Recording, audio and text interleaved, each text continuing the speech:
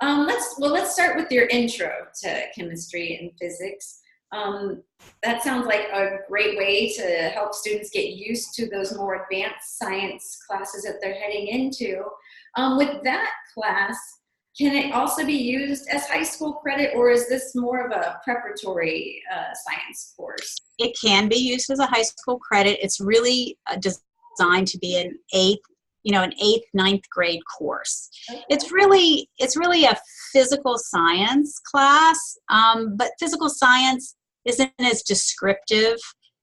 There's a lot of different types of physical science. Some physical science includes some earth science, and sometimes physical science includes astronomy. This course does not. So this course really is broken up into 2 semesters, and I actually, in next year, in 2019-2020, I'm going to be, it's not posted on the AIM website this way, but it's going to be in the future available to take just 1 semester of it. So the fall semester is really chemistry based, and then the spring semester is physics.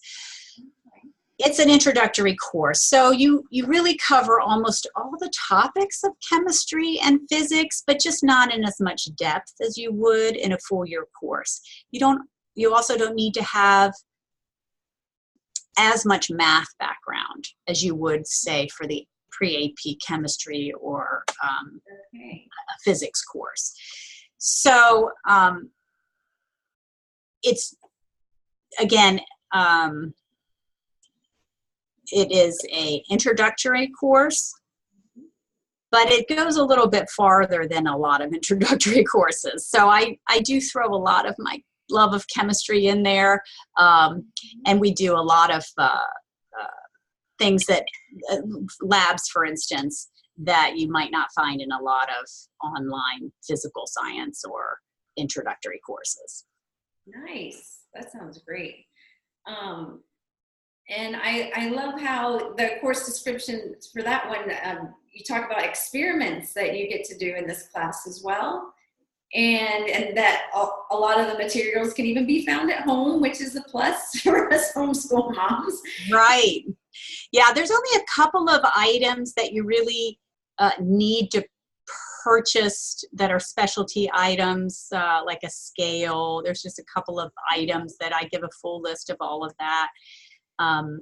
We have, I think there's 8 labs throughout the year. Some labs are virtual labs, so there's a website you can go on and do a virtual lab, and others you do at home with just materials that you can find at the grocery store.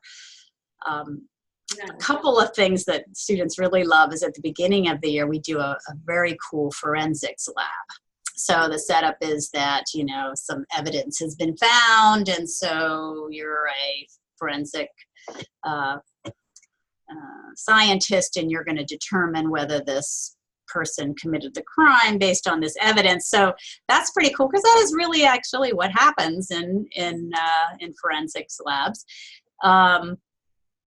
Also, there's we have a project where students build an atom, and so that helps them understand how the structure of an atom is.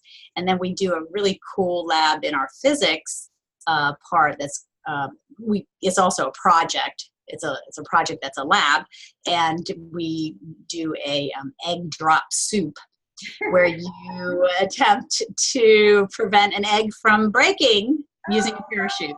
So that's a lot of fun, and kids have a lot of fun with that. They're supposed to videotape it, or that's a language thing. Video it. We don't tape things anymore, do we? So, they have a lot of fun with that. That's great. That sounds really fun. Mm-hmm. So what do you think, would you say would be your students' favorite or experiment that they've gotten to do? I think a lot of kids love building the atom, really. I've seen students Legos. I've seen them, they can use just about anything. But they kind of really like that creativity of getting in there and doing that.